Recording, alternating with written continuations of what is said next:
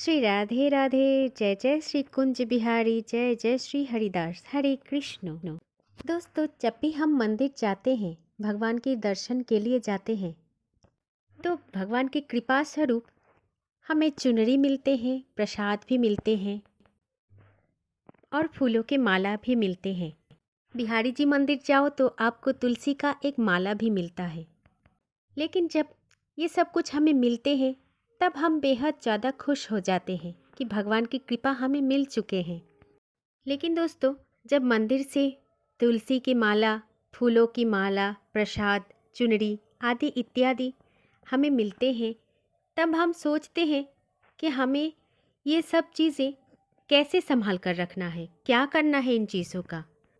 लेकिन हम में से बहुत सारे लोग ऐसे हैं जो जानते नहीं हैं।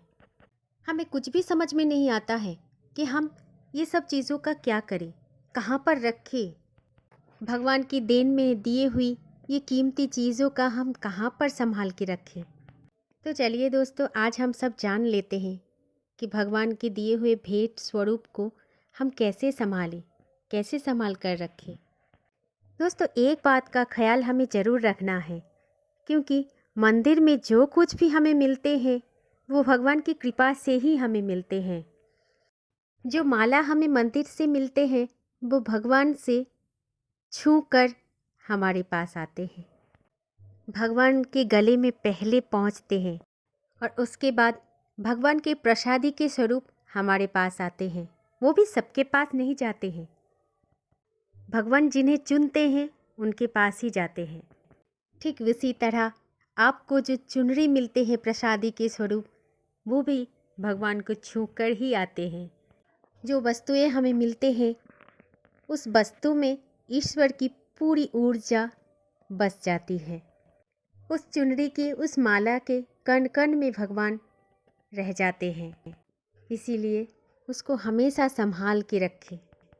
जब भी हमारे घर में या फिर आपके घर में किसी भी प्रकार का कोई भी संकट आ जाए, आपके घर में कोई भी सदस्य को किसी भी संकट या समस्याएं घेर ले, कोई ऐसा भी हो जो रोग में आक्रांत हो गए, किसी की जीवन कोई प्रकार की दुविधा में हो जाए, तो उस प्रसादी स्वरूप भगवान की भेंट को हाथ में लिए अपने सर से घुमा दे, अपने माथे पे लगा ले और उस चुनरी को ही भगवान स्वरूप मानकर भगवान का ध्यान कीजिए, क्योंकि उस चुनरी में भगवान की पूरी ऊर्जा है।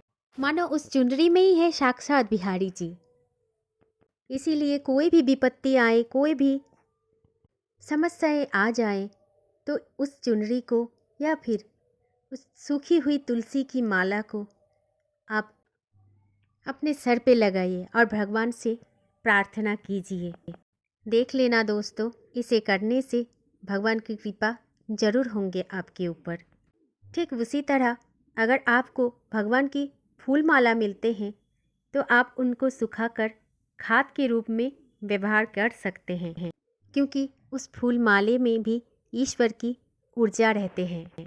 भगवान के भेंट को सबसे पहले अपने घर को लाएं, या जहाँ पर भी आपको वो मिलती है, चाहे किसी भी मंदिर में आपको फूल की माला मिले, सबसे पहले आप और आपके घर के सदस्य सभी मिलकर उस फूलों की माला का सुगंध ले लें, क्योंकि उस सुगंध से भी आपके मन में एक ऊर्जा का आभास हो जाएगा, क्योंकि उस फूल की माले में ईश्वर का सुगंध होता है।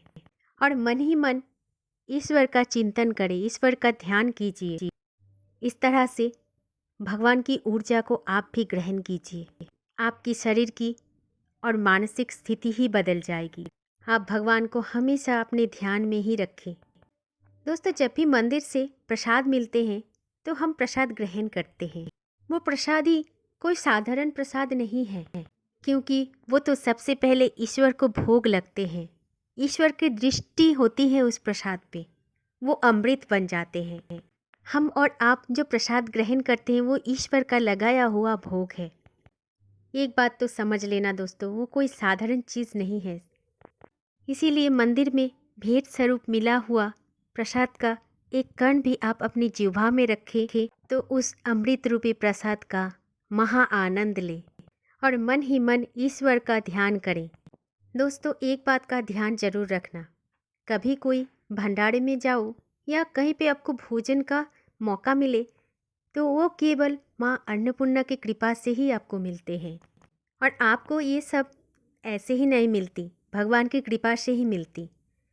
ये भोग आपको इसलिए मिलते हैं क्योंकि इस भोग को ग्रहण करने के बाद आपकी शरीर की ऊर्जा बढ़ जाती है, क्योंकि इस भोग की हर एक कण में भगवान का आशीर्वाद होते हैं। इसीलिए दोस्तों, जब भी हम भोजन करते हैं हमें एक बात का ध्यान जरूर रखना चाहिए कि ये जो भोजन हम पा रहे हैं ये कोई साधारण नहीं है, ये माँ अन्नपूर्णा की कृपा से ही हमें मिल रहा है।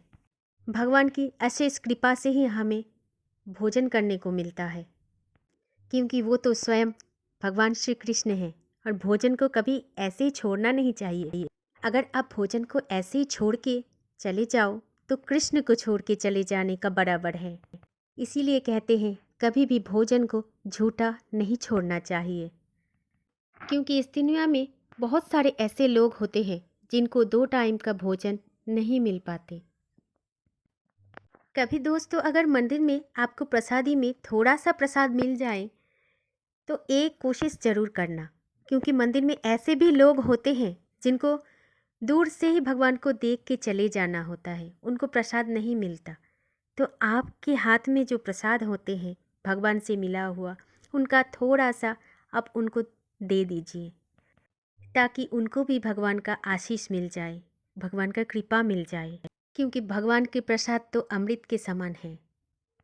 हम में से बहुत सारे लोग ऐसे हैं मंदिर से प्रसाद लेते आते हैं और ज़्यादा मात्रा से ही लेके आते हैं,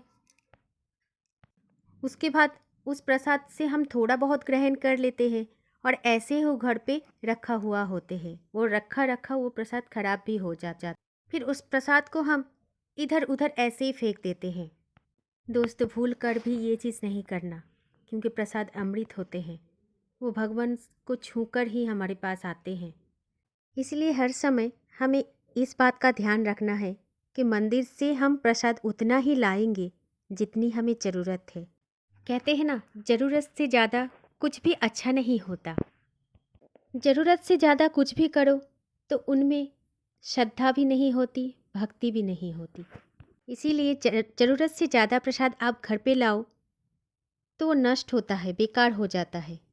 आगे से ये बात का ख्याल रखना, क्योंकि उन सब से भगवान को कष्ट होते हैं।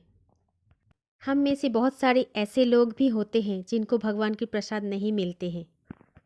आगे से दोस्तों इस बात का ध्यान जरूर रखना। इसीलिए दोस्तों आगे से इस बात का ध्यान जरूर रखना, कहीं पर भी भोजन को व्यर्थ नष्ट ना करें, चाहे वो आप अपने घर पर हो, मंदिर में हो, भंडारे में हो या फिर बाहर में हो, कहीं पर भी व्यर्थ भोजन मत नष्ट कीजिए। और इस बात का ध्यान जरूर रखना है कि आज के बाद आपको मंदिर से जब भी चुनरी मिलेगा, प्रसाद मिलेगा, फूल मालाएं मिलेगा, आप उस भगवान की आशीर्वाद रूपी चीज़ों को हमेशा सही उपयोग करना। जय जय श्री राधे राधे, जय जय श्री कुंज बिहारी, जय जय श्री हरिदास, हरे कृष्ण।